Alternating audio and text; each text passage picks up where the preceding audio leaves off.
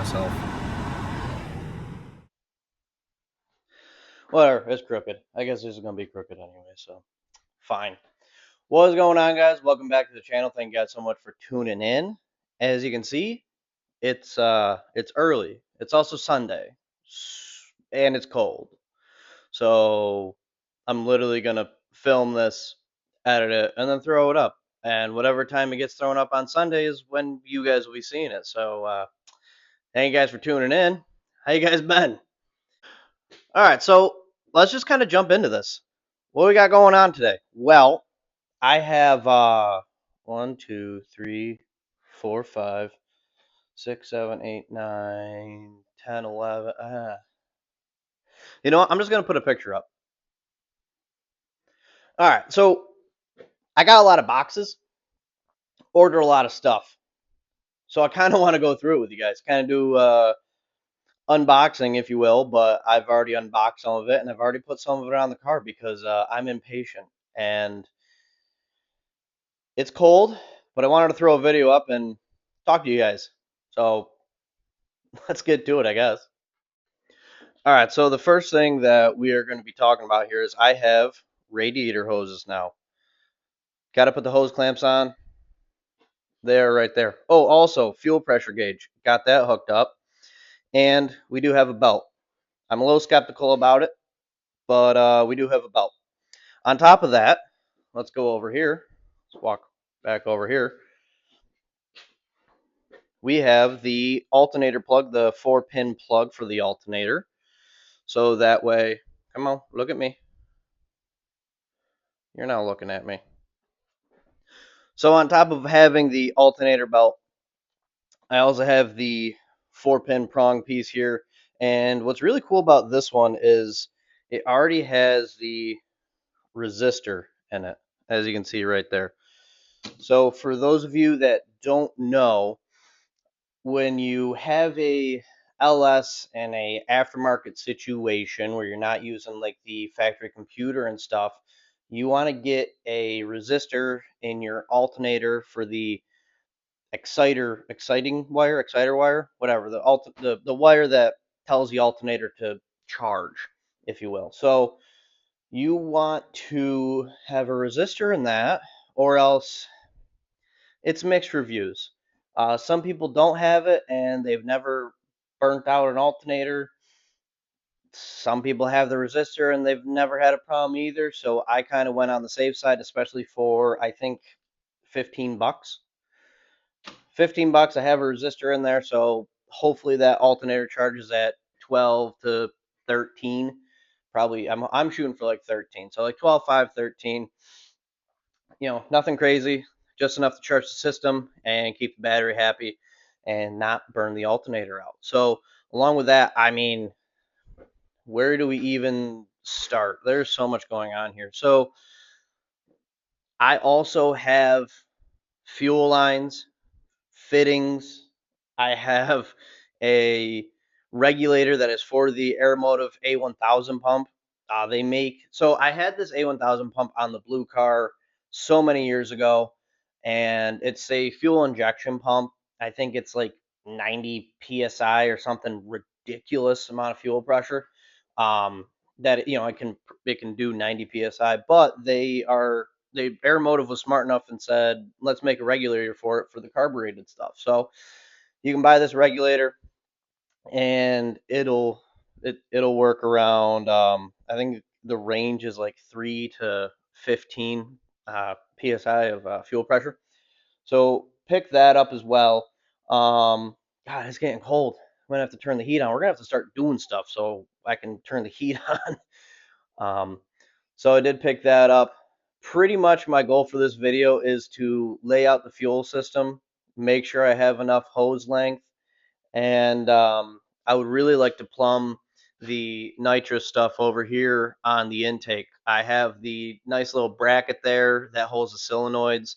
I bought the hoses, so because it's not pretty much nitrous express. Hi, if you're watching, I hit me up, but bear with me for a moment. Uh, You can buy this nice bracket that they have that offsets the solenoids, and it looks really nice. But apparently you have to buy the hoses for it too, and that's a separate purchase. Good looking out, guys. Anyways, so we have that. I did pick that up. I also picked up their NX progressor for the nitrous system because remember, it is a stock bottom end motor. We're trying to just go tens, maybe a low 10. If I end of the year, we'll probably shoot for a 9 if this thing's still together. But I want to keep it together as long as possible. So got a progressor so that way we can feed the nitrous in, kind of build ourselves a ramp, and keep it happy. Keep the stock bottom end in this thing happy. More importantly, keep it in the car. Yeah. Oh, ooh. Also, thank you, Amazon. It is a streetcar. So I bought a phone charger for it too. So I got to wire that in so that way when we're cruising around, we don't got to worry about having battery packs with us for our phones and things like that. They'll just run off the car. So every street car needs a phone charger in it. What else? I don't know. There's a lot. Let's kind of dive into it. Let's have some fun. Thank you guys for tuning in. I'm gonna kind of lay out this fuel system and hopefully we have enough lines fittings where I can.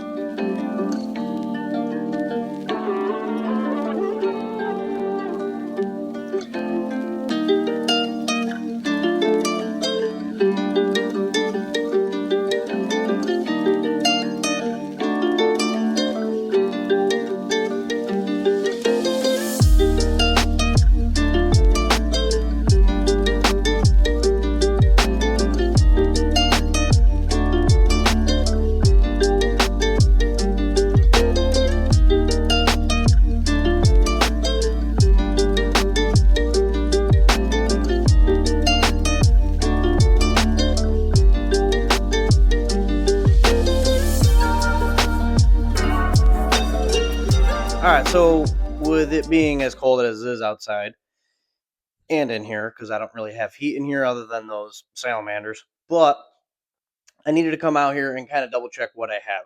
I got to buy a couple things. There's a few AN fittings and stuff I need to buy. I got to buy some more hose, which is fine, but I'm happy I came out here and kind of figured out what we had going on. And I'm going to bring you along and show you guys where we're at with it and what we got cooking. So, like you just saw, let me spin this thing around.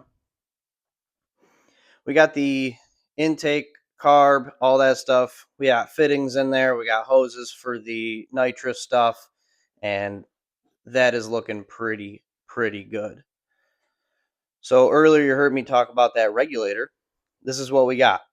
So this regulator is an air motive regulator. You have a -10 coming in, 2 -6s going out to the carburetor, which I have the fittings on that end. And then you have a -8 going all the way back to the tank.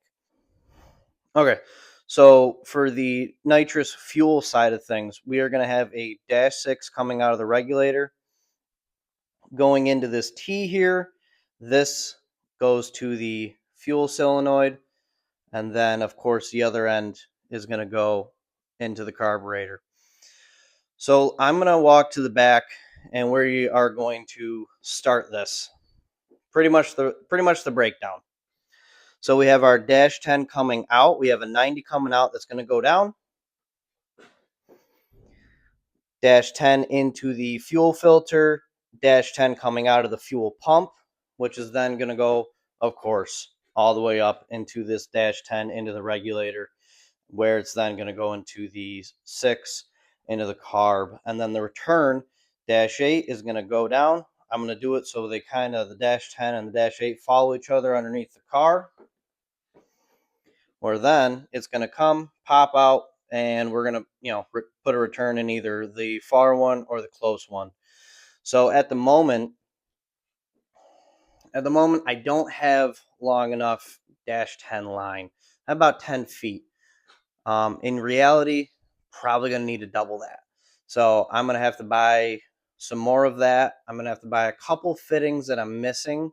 I can make it work, but there's a few fittings that I kind of want to add to this thing. So that's kind of where we're at. One last thing I did pick up, because it is a street car, fuel gauge. So that's pretty neat. This thing's going to have a fuel gauge, phone charger, dome lights. I mean, it has everything a street car needs. And especially, I figured my fuel cell does have a sending unit, so I might as well have the fuel gauge in the dash. But like I said, we got a lot of stuff. We got a lot of stuff purchased. A lot of things came in.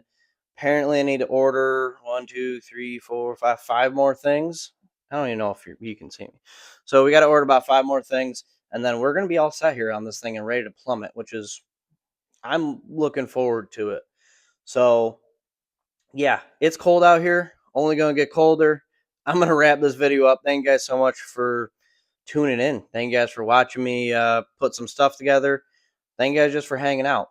I know it's probably not the best video, but it's just a real quick one. Wanted to kind of give you guys an update on where I'm at. And yeah, it's cold out here. I'm going home. Thank you guys so much for tuning in. I'll see you guys in the next one.